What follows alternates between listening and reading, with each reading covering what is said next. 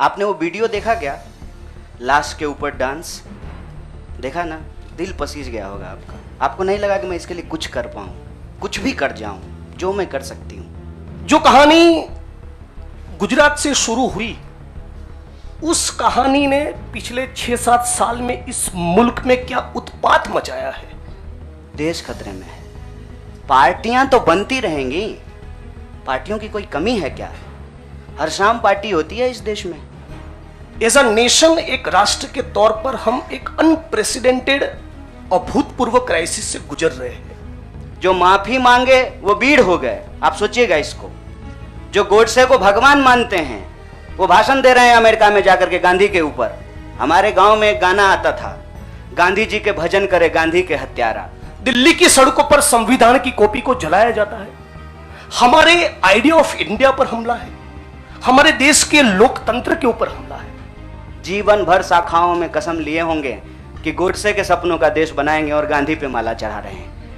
आज भाई भाई एक दूसरे का दुश्मन बन जाए, उतना जहर, नफरत एक सोची समझी साजिश के तहत दिल्ली और नागपुर साथ में मिलकर फैला रहे हैं। समझ रहे हैं? अंग्रेजी का वो फ्रेज है, dancing on dead. Dead body पे कोई नाच रहा है। उस दिन खाना तो नहीं खाया गया। प्रधानमंत्री बूढ़े हो गए हैं, उनके लिए सोहर गाया जा रहा है। तब जब अभी तुरंत लाखों लोगों की जान चली गई, ऑक्सीजन नहीं मिल रहा था, अस्पताल में बेड नहीं मिल रहे थे। विपक्ष का चेहरा तो मीडिया भी होना चाहिए। विपक्ष का चेहरा वो तमाम लोग होना चाहिए जो आइडिया ऑफ इंडिया और इंडियन कॉन्स्टिट्यूशन में बिलीव करता है, उसको प्रोटेक्ट करना चाहते हैं। पीरियड। जनता पार्टी का आरोप को कौन पूछता है? आपका कोई आरोप है मेरे ऊपर? भारतीय जनता पार्टी को मैं सीरियसली नहीं लेता हूं। आपका कोई आरोप है? आप सवाल पूछिए।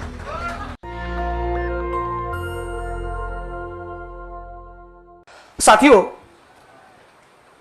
जो कहानी गुजरात से शुरू हुई, उस कहानी ने पिछले 6-7 साल में इस मुल्क में क्या उत्पात मचाया है, वो अब आपके हमारे सबके सामने है।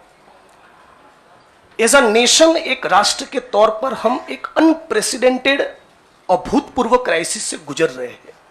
ऐसा संकट इस मुल्क ने पहले कभी नहीं देखा। हमारे संविधान पर हमला है। दिल्ली की सड़कों पर संविधान की कॉपी को जलाया जाता है। हमारे आइडिया ऑफ इंडिया पर हमला है, हमारे देश के लोकतंत्र के ऊपर हमला है।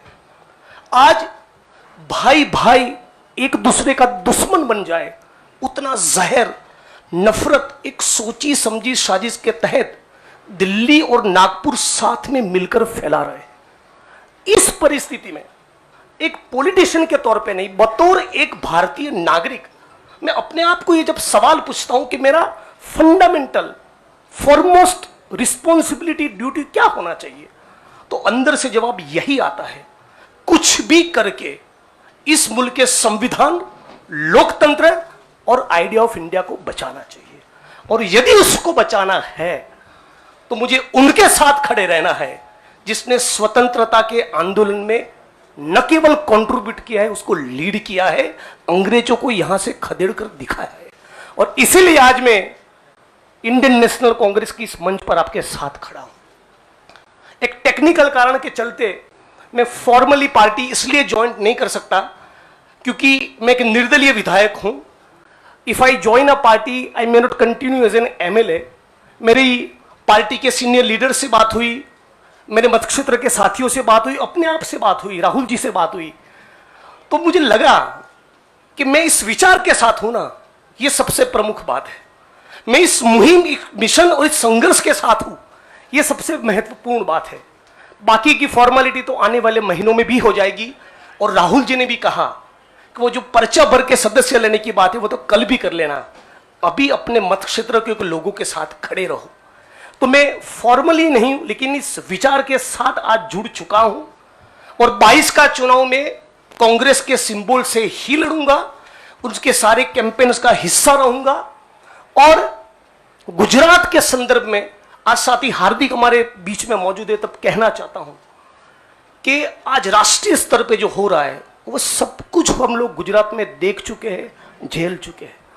आप सभी पत्रकार साथियों के बीच में बड़ी चिंता के साथ यह कहना चाहता हूं, हमारी पार्टी ने इस मुद्दे को उठाया है कि 3000 किलो का ड्रग्स 15-20 लाख बेरोजगार युवा को नशे की चुंगाल में फंसाने के लिए अदानी के एयरपोर्ट पर उतर रहा है। आज जब महंगाई और बेरोजगारी उसके चरम सीमा पर है, तब गुजरात और देश के बेरोजगार युवाओं को रोजगार देने के बजाय ये फांसीवादी ताकतें चाहती है कि रोजगार तो ना मिले, उनको नशे के हवाले में झोंक दिया जाए। तो इन सारी परिस्थितियों में यदि बाबा साहब अंबेडकर के संविधान को बचाना है, हमारे आइडिया ऑफ इंडिया को बचाना है, भगत सिंह को जब मुकदमे की कार्यवाही के दौरान पूछा गया कि क्रांति क्या है, तब शहीद आजम ने कहा था कि क्रांति से हमारा मतलब है किसानों और मजदूरों के हाथ में सत्ता। माननीय प्रधानमंत्री जब अमेरिका से वापस आते हैं तो भाई विस्टा का काम ठीक ठाक चल रहा है ना, नई पार्लियामेंट का, वो देखने के लिए जाते हैं, किसान को मिलने के लिए नहीं जाते। तो किसान हो, मजदूर हो, दलित हो, आदिवासी हो, महिलाएं हो, सबके ऊपर एक जो अनप्रेसिडेंटेड हमला है, इसको रोकने के लिए मैं भारत की जनता को, भारत के 21 करोड़ दलितों को और सारे लाखों करोड़ों युवाओं को अपील करता हूं, सेंस ऑफ अर्जेंसी के साथ, अभी वक्त नहीं है, कूद पड़िए, एक नया आंदोलन छिड़ने वाला है। स्वतंत्रता के आंदोलन की जो रौनक थी, वो जो चार्म था, वो जो माहौल था, हमको वो क्रिएट करना पड़ेगा। यहां पर तमाम वो लोग जो सचमुच मानते कि देश को बचाना है, उन सभी को हम अपील करते हैं कि इस प्लेटफॉर्म के साथ जुड़िए। ये एक मिशन है और इसको मिशन की तरह लीजिए।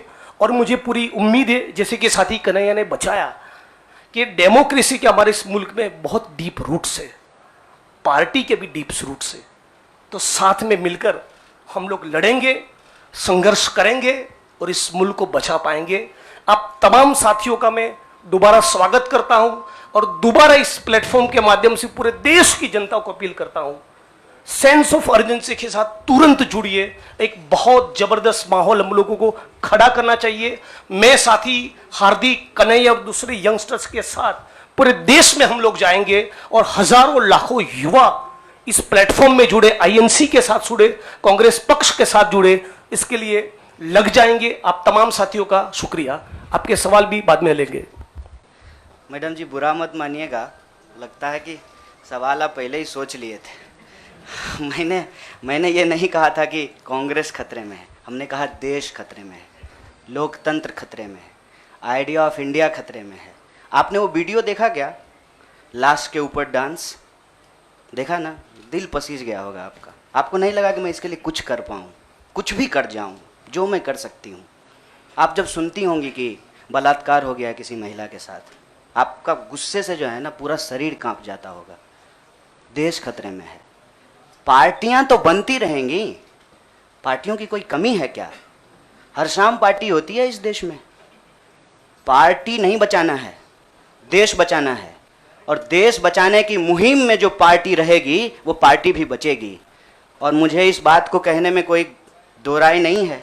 मैंने जितना इतिहास पढ़ा है अभी तक का एनसीईआरटी में जो लिखा हुआ है, अब अगले बार 2024 में क्या लिखा जाएगा नहीं पता। उसमें तो यही है कि देश को आज़ादी जो है वो महात्मा गांधी ने, सुभाष चंद्र बोस ने, सरदार वल्लभ भाई पटेल ने, क्या भाई हार्दिक, इन लोगों ने ही दिलाया ना। यही लोग लड़े थे। जो माफी मांगे वो बीड़ हो गए। आप सोचिएगा इसको। जो गोडसे को भगवान मानते हैं वो भाषण दे रहे हैं अमेरिका में जाकर के गांधी के ऊपर। हमारे गांव में एक गाना आता था, गांधी जी के भजन करे गांधी के हत्यारा। कितना अजीब लगता होगा आपको। देखिएगा वो फोटो जब हमारे देश के प्रधानमंत्री गांधी पे माल्यार्पण करते हैं। जीवन भर शाखाओं में कसम लिए होंगे कि गोडसे के सपनों का देश बनाएंगे और गांधी पे माला चढ़ा रहे हैं। See, I am not here to save the party, please, I am respecting you as a citizen, you can respect my right.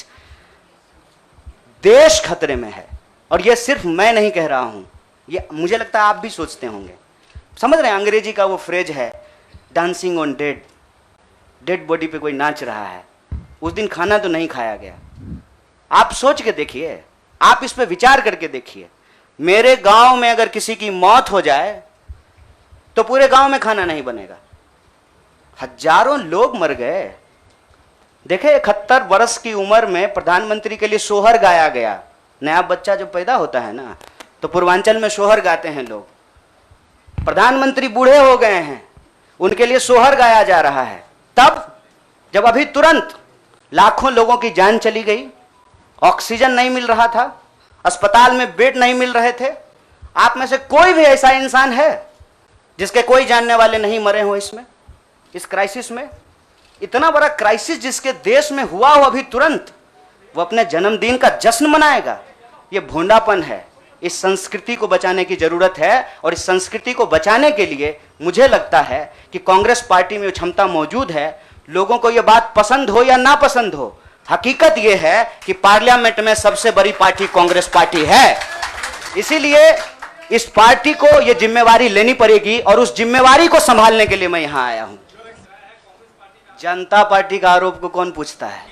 आपका कोई आरोप है मेरे ऊपर? भारतीय जनता पार्टी को मैं सीरियसली नहीं लेता हूं। आपका कोई आरोप है? आप सवाल पूछिए। देखिए, मैं यही कह रहा हूं, हमारे देश के लोगों के पॉलिटिकल इमेजिनेशन को कुछ हो गया है। अभी क्या हो गया है मुझे समझ में नहीं आ रहा है।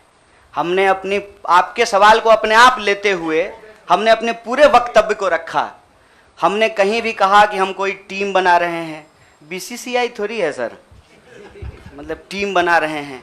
मैं कह रहा हूं कि भारत की परंपरा, चिंतन परंपरा, सोच, जिस पे आपको गर्व होता है भारतीय होने के चलते, उस परंपरा को समेटने का, उसको आगे बढ़ाने का काम देश की सबसे पुरानी पार्टी कांग्रेस पार्टी ने किया है। उस पार्टी के पास एक ऐतिहासिक जिम्मेवारी है, और इस देश का नागरिक होने के चलते, साथी जिग्नेश ने कहा, यह हमारी भी ऐतिहासिक जिम्मेवारी है कि कल को जब इतिहास लिखा जाएगा तो हमसे भी पूछा जाएगा, दुबे भाई आपसे भी पूछा जाएगा कि जब यह तमाशा हो रहा था तो हम क्या कर रहे थे। हमने वो कहानी सुनी है बचपन में, आपने भी सुना होगा। जंगल में आग लगी, एक कोयल अपने चोंच में पानी भर करके जंगल की आग बुझाने की कोशिश कर रही थी। जंगल की आग नहीं बुझी, या बुझनी होगी बुझ जाएगी। कम से कम कोयल का वह ऐतिहासिक प्रयास जो है वो इतिहास याद रखेगा। और ये जो आप कह रहे हैं ना, डूबती हुई नाव, देखिए कभी कभी ना इंसान को भ्रम होता है, जैसे टिड्डे को भ्रम होता है कि वो अपने पांव से आसमान टिका रखा है। हमको ऐसा कोई भ्रम नहीं है। मेरे अकेले से कुछ नहीं होगा। जब आप जुड़ेंगे, हम जुड़ेंगे, इस देश के संविधान में, आइडिया ऑफ इंडिया में भरोसा करने वाले लोग जो हैं, जिसको हम कहते हैं गांधी के सपनों का भारत, जिसको हम कहते हैं सर भगत सिंह के सपनों का भारत, जिसको हम कहते हैं डॉक्टर बाबा साहब भीमराव अंबेडकर के सपनों का भारत, जिसको हम कहते हैं बिरसा मुंडा के सपनों का भारत, सावित्रीबाई फूले के सपनों का भारत, श्री कृष्ण सिंह के सपनों का भारत, जगजीवन राम के सपनों का भारत, मौलाना अबुल कलाम आजाद के सपनों का भारत, उस भारत को बचाने की बात मैं कर रहा हूं। और सियासत, मैं बार बार कहता हूं, अगर सियासत सही होगी तो गलत लोग जो सत्ता पे काबिज हैं ना, मुझे भारत के लोगों पे बहुत भरोसा है। अरे हैं हम लोग थोड़ा सा आलसी, लेकिन जब आ गए ना अपने पे, 200 साल अंग्रेजों ने राज किया था, जब से भारत के लोग अपने पे आ गए ना, तो 1942 में भारत छोड़ो आंदोलन का जब नारा महात्मा गांधी ने दिया था, तो अंग्रेजों को भारत छोड़ करके जाना पड़ा था। और उस वक्त जो लोग अंग्रेज से पेंशन ले रहे थे, माफी मांग रहे थे, वो आज एनसीईआरटी की किताब बदल रहे हैं कि अपना नाम भी हम बीड़ों में लिखवा लें। इसीलिए मैं कह रहा हूं कि उस इतिहास को, उस चिंतन परंपरा को बचाने की जरूरत है। पार्टी अगर उस सिद्धांत पे चलेगी, संविधान के प्रियम्बल को रक्षा करने की कोशिश करेगी, पार्टी भी बचेगी और पार्टी सत्ता में भी आएगी। ऐसा मेरा उम्मीद है। देखिए, हमको हमारा इतिहास पता है, और हम यही कहते हैं, इतिहास को तोड़ा और मरोड़ा नहीं जा सकता है। इतिहास इतिहास होता है। इतिहास कोई कागज पे लिखे हुए शब्द होते हैं कि आप उसको जो है इरेजर से मिटा दीजिएगा। केरल के विधानसभा चुनाव में कांग्रेस पार्टी के खिलाफ नहीं बोले थे। आपने पूछा कि कब आपको ऐसा महसूस हुआ। देखिए, महसूस तो मुझे राजनीति में आए हुए 18 साल हो गए हैं, और मैंने हमेशा ये महसूस किया कि कहीं ना कहीं इस देश की जो राजनीतिक विरासत है वो भटक गई है। भूल भुलैया नहीं होता है, राइट लेफ्ट सेंटर घूमने लगा है, और पता ही नहीं चल रहा है कि एक्चुअल आइडियोलॉजिकल पोजिशनिंग कहाँ है, उसके थ्रेड्स कहाँ पे हैं। तो मैं, जनेंद्र भाई, आपने वैचारिक सवाल पूछा है, एक ऐतिहासिक तथ्य आपसे साझा करता हूं। मैं ऑल इंडिया स्टूडेंट फेडरेशन का मेंबर था कल तक। वो ऑल इंडिया स्टूडेंट फेडरेशन 1936 में बना, और उस इतिहास जाकर के देख लीजिएगा। उसका जो इनॉग्रल सेशन था, पंडित जवाहरलाल नेहरू का उसमें भाषण हुआ था, और उस वक्त देश के जितने भी नौजवान थे, सुनने में थोड़ा अजीब लग सकता है हमारे कुछ साथियों को, लेकिन अपने विद्यार्थी के होने के ज़माने में अटल बिहारी वाजपेयी भी शामिल हुए थे, बाद में निकाल दिया गया था। मतलब अंग्रेजों के खिलाफ जो छात्रों का संघर्ष हो रहा था, सभी विचारधारा के लोग उसके सदस्य थे। और आपने जो वैचारिक सवाल पूछा कि आपको लेफ्ट के भविष्य के रूप में देखा जा रहा है, कौन कह रहा है कि लेफ्ट का भविष्य खराब हो गया है? व्यक्ति आते हैं और जाते हैं, संगठन हमेशा व्यक्ति से बड़ा होता है। व्यक्ति की अपनी एक भूमिका होती है, उस भूमिका को वो अपनी क्षमता से निभाने की कोशिश करता है। मैं आपको बता दूं, जहां जिस पार्टी से आप मेरा संबंध जोड़ रहे हैं, मैं वहां पैदा हुआ हूं। मेरे भीतर सोचने, समझने, लड़ने की जो क्षमता है, यह उसके ट्रेनिंग का हिस्सा है और मुझे इस बात का गर्व है। लेकिन वहां जो लड़ने का तरीका है और जिस तरीके से वो लड़ रहे हैं, मुझे लगता है आज जो देश की स्थिति है उसमें उसके स्पीड को बढ़ाने की जरूरत है, और जो वैचारिक संकीर्णता है उसको तोड़ने की जरूरत है। मैं आपको एक बात बताना चाहता हूं। मैं अपने कई साथियों से पूछा कि क्या भगत सिंह की जयंती देश के सभी संगठनों को नहीं मनाना चाहिए, और क्या गांधी की तस्वीर सभी संगठनों के कार्यालय में नहीं होना चाहिए? ये हमारा इतिहास है, ये हमारी विरासत है। कुछ लोग बहुत चालाकी से विचारधारा की खोल में यह जो हमारी ऐतिहासिक विरासत और परंपरा है, इसको आपस में उलझाने की कोशिश करते हैं। एक बड़ा पॉपुलर डिबेट है मीडियम और मीन्स का, साध्य और साधन का, हिंसा और अहिंसा का। तो मैं आपके सामने इस सदन के समक्ष यह बात कहता हूं, जब भगत सिंह कहते हैं कि बम और पिस्तौल इनकलाब नहीं ला सकता है, मतलब भगत सिंह हिंसा का निषेध कर रहे हैं, वायलेंस को निगेट कर रहे हैं। और जब बापू कहते हैं, महात्मा गांधी कहते हैं करो या मरो, मतलब वो व्यक्ति के ऊपर होने वाली हिंसा को स्वीकार कर रहे हैं और अहिंसा को निगेट कर रहे हैं। देश की अर्जेंसी क्या है, इस बात को समझिए। और देश की अर्जेंसी ये है कि आप पैदा कहीं भी हुए हों, अगर गांव में आग लगी है, आप अपने दरवाजे के बाहर डंडा लेकर के गेटकीपर बन करके खड़ा हो जाएंगे कि घुसने नहीं देंगे, निकलने नहीं देंगे, तो आपका घर भी नहीं बचेगा, बेडरूम भी नहीं बचेगा। इसलिए समझदारी इस बात में है कि आपसी जो नाराजगी है, आपसी जो वैचारिक मतभेद है, उसको किनारा कीजिए और बस्ती बचाने के लिए इकट्ठा होइए, क्योंकि ये देश हम सबका है। इसीलिए लेफ्ट राइट का जो क्वेश्चन है ना, वो अप्रासंगिक इसलिए हो गया है कि आज आपको वैसे आदमी के साथ सामना करना पड़ रहा है जो हमारे जमाने का गोविंदा है, ड्रेस बदलते रहता है। इसीलिए इस वैचारिक भ्रम में नहीं पड़िए, देश बचाइए, संविधान बचाइए, यही हमारा लक्ष्य है। विपक्ष का चेहरा तो मीडिया भी होना चाहिए। विपक्ष का चेहरा वो तमाम लोग होना चाहिए जो आइडिया ऑफ इंडिया और इंडियन कॉन्स्टिट्यूशन में बिलीव करता है, उसको प्रोटेक्ट करना चाहते हैं। पीरियड। नेशनल दस्तक की आपसे गुजारिश है कि अगर इसको बचाना चाहते हैं तो नेशनल दस्तक को सब्सक्राइब करने के लिए रेड कलर के सब्सक्राइब बटन को दबाएं, फिर बेल आइकन की घंटी दबाएं। नेशनल दस्तक को बचाने के लिए बहुत जरूरी है कि हर खबर को शेयर करें, लाइक करें, कमेंट जरूर करें।